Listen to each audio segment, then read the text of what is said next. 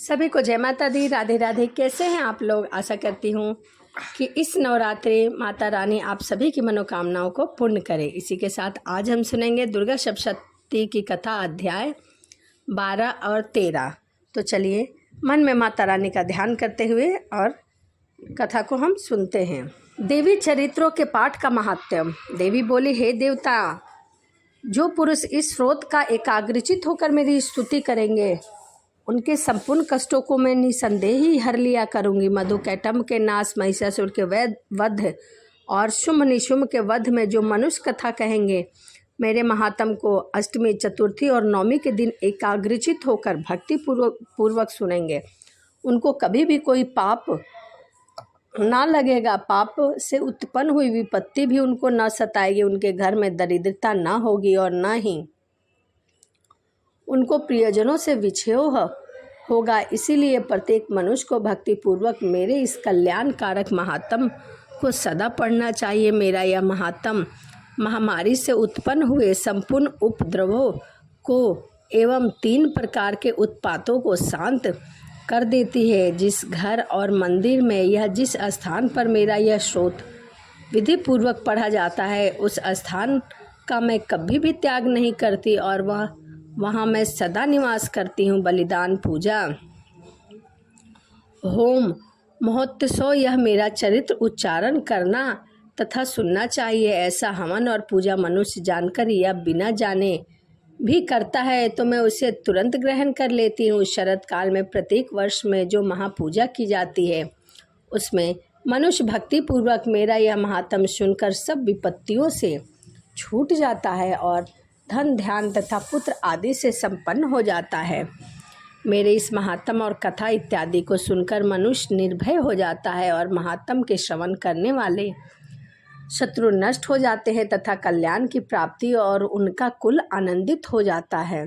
उनके सभी कष्ट दूर हो जाते हैं। बाल ग्रहों से ग्रसित बालकों के लिए मेरा महात्म परम शांति देने वाला है। मनुष्य में फूट पड़ने पर भली भांति मित्रता कराने वाला है। मेरा यह महात्म मेरी जैसी समर्थता की प्राप्ति करवाने वाला है। पुष्प, अर्घ, धूप, गंध, दीपक इत्यादि सामग्रियों द्वारा पूजन करने से, ब्राह्मण को भोजन कराने से, प्रतिदिन हवन और अभिषेक करने से, भोग को अर्पण करने से, प्रत्येक वर्ष दान इत्यादि करके जो मेरी आराधना की जाती है, उससे मैं जैसी प्रसन्न हो जाती हूँ, वैसी प्रसन्नता मैं इस चरित्र को सुनने से हो जाती हूँ। यह मेरा प्रादुर्भाव का कीर्तन दुष्ट प्राणियों से रक्षा करने वाला है, युद्ध में दुष्ट दैत्य का संहार करने वाला है। इसके सुनने से मनुष्य को शत्रुओं का भय नहीं होता। ये देवताएं, तुमने जो मेरी स्तुति की है तथा ब्रह्मा जी ने जो मेरी स्तुति की है, वह मनुष्य को कल्याणमयी बुद्धि प्रदान करने वाला है और राजा के क्रोध हो जाने पर, मारे जाने के भय से, समुद्र में नाव डगमगाने पर, भयंकर युद्ध में फंसा हुआ, किसी भी प्रकार की पीड़ा से पीड़ित, घोर बाधाओं से दुखी हुआ मनुष्य मेरे इस चरित्र को स्मरण करने से संकटों से मुक्त हो जाता है। हे प्रभाव से सिंह, चोर या शत्रु इत्यादि दूर भाग जाते हैं। महर्षि मेघा ने कहा, प्रचंड पराक्रम वाली भगवती चंडिका।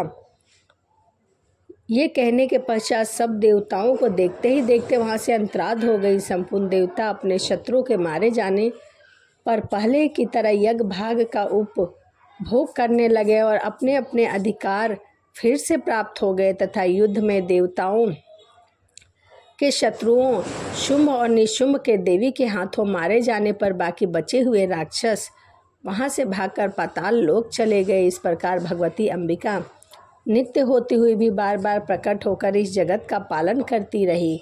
हे राजन, भगवती की महाप्रलय के समय महामारी का रूप धारण करती है और वही संपूर्ण ब्रह्मांड में व्यापक रहती है। वही भगवती समय समय पर महाकाली महामारी का रूप बनाती है और स्वयं अजन्मा होते हुए भी सृष्टि के रूप में प्रकट होती है। वह सनातनी देवी प्राणियों का पालन करती है और वही मनुष्य के अभ्युदय के समय घर में लक्ष्मी का रूप बनाकर स्थिर हो जाती है तथा अभाव के समय दरिद्रता बनकर विनाश का कारण बन जाती है। पुष्प, धूप और गंध आदि से पूजा करके उनकी स्तुति करने से वह धन एवं पुत्र देती है और धर्म में शुभ बुद्धि प्रदान करती है। तो यह दुर्गा सप्तशती की कथा अध्याय 12 यहीं समाप्त हुआ। आइए अब हम सुनते हैं अध्याय 13।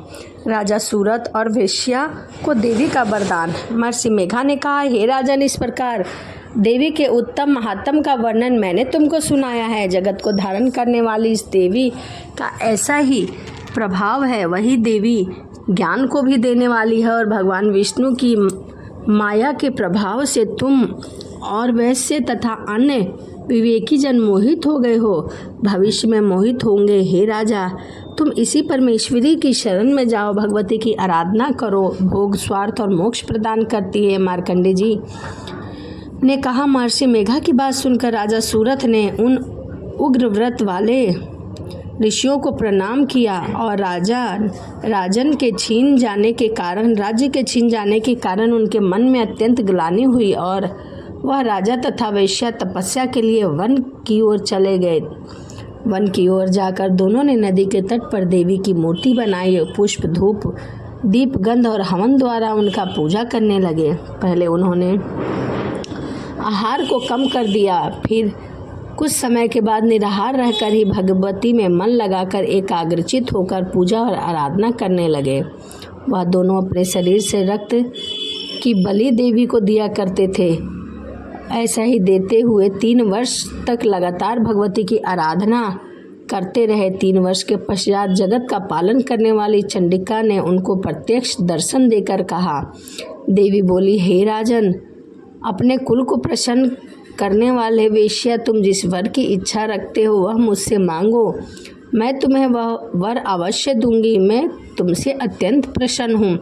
मार्कंडे जी ने कहा, यह सुन राजा ने अगले जन्म में नष्ट न होने वाला अखंड राज और इस जन्म में बलपूर्वक अपने शत्रुओं को नष्ट करने के पश्चात अपना पुनः राज्य प्राप्त करने के लिए भगवती से वरदान मांगा। वहीं वेश्य ने भी, जिसका चित्त संसार की ओर से विरक्त हो चुका था, भगवती से अपनी ममता तथा अहंकार रूप आसक्ति को नष्ट कर देने वाले ज्ञान को देने के लिए कहा। देवी ने कहा, हे राजन, तुम शीघ्र ही अपने शत्रुओं को मारकर पुनः अपना राज्य प्राप्त कर लोगे। तुम्हारा राज्य स्थिर रहने वाला होगा।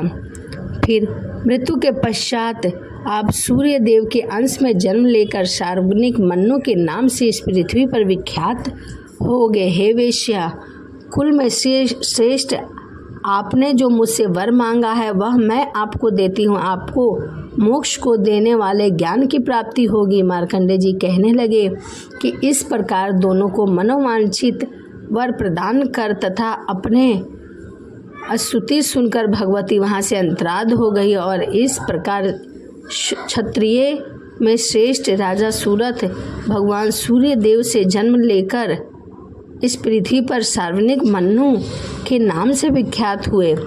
तो यह दुर्गा सप्तशती की कथा अध्याय 12 और 13 था। वीडियो आपको कैसी लगी कमेंट में जय माता दी लिखना ना भूले। तो चलिए इसी के साथ वीडियो को समाप्त करते हैं और मिलते हैं अगली वीडियो में।